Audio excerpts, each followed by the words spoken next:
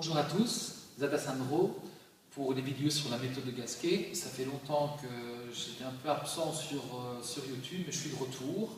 Et là, j'aimerais bien faire une petite vidéo sur simplement l'explication de comment vos abdominaux fonctionnent, ce qui va en fait justifier pourquoi je travaille les abdominaux de cette manière, donc tous les exercices que j'ai déjà préconisés dans d'autres vidéos. Je ne travaille pas les abdominaux en raccourcissement de buste, j'évite certains exercices et je vais expliquer pourquoi. Quand vous allez comprendre comment vos abdominaux fonctionnent, ce sera plus facile de pratiquer mes exercices et de comprendre pourquoi on les fait. Alors, les abdominaux sont divisés en 3 couches.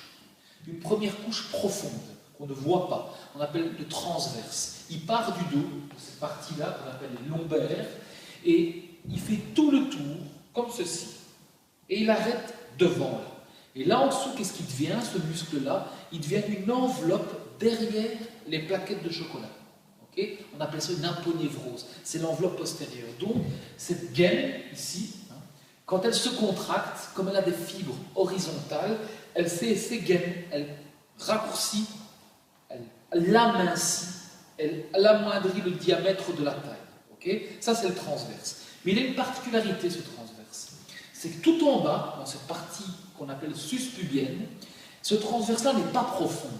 Il passe au-dessus des bretelles, des plaquettes de chocolat, et il fait une espèce de sangle, de ceinture, qui maintient tous les abdominaux dans cette partie-là, et qui maintient les viscères.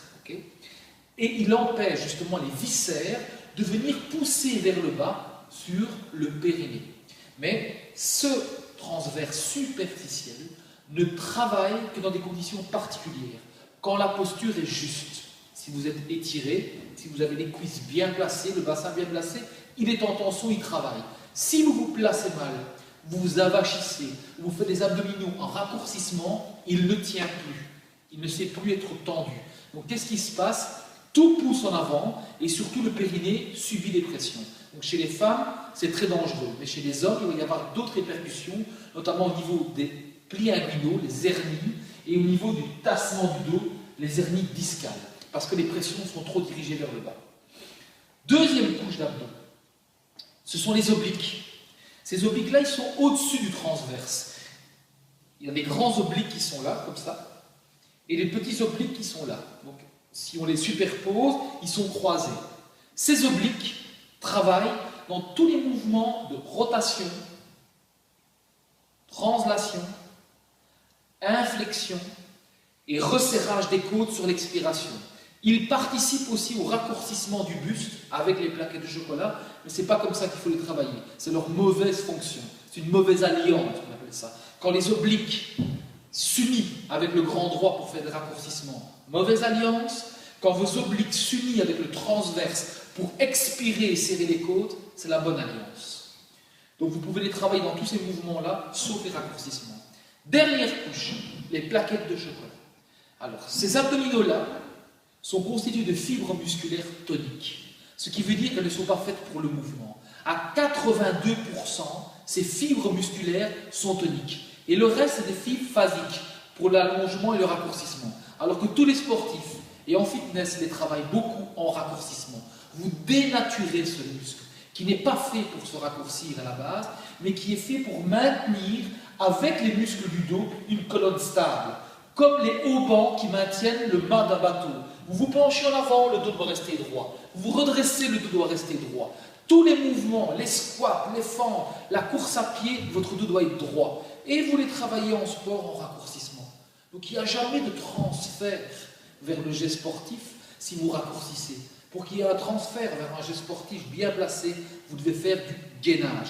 Et travailler ces abdominaux-là, non pas en raccourcissement, mais en tonus, donc c'est-à-dire en isométrique, en statique. Alors, le transverse que je parlais au début ne fait aucun mouvement. Ce muscle-là ne sert qu'à l'expiration et au gainage profond. Les obliques, eux, font mouvement et respiration. Le grand droit, lui, il est surtout statique. Il fait quelques mouvements d'extension et de flexion, mais je reverrai ça plus précisément dans une autre vidéo. Donc il est surtout tonique et ne participe pas à la respiration. Okay? Donc voilà, comme ça vous savez comment fonctionnent vos 3 types d'abdominaux. Une gaine, un corset et des bretelles équilibrées avec les paravertébraux. plus vous travaillez ces abdominaux-là en tonique, plus votre sangle abdominale se renforce en profondeur vers la superficie. Plus vous travaillez les abdominaux crunch, plus vous renforcez en superficie, en négligeant la profondeur et en adoptant cette posture qui est de plus en plus refermée. Même en équilibrant avec les muscles du dos, si vous travaillez les muscles du dos au raccourcissement, c'est pas comme ça qu'on améliore le tonus du dos. Il faut travailler les deux en statique, en isométrique. Voilà. C'était Zatasandro pour la méthode de Gasquet. À une prochaine vidéo. Merci beaucoup.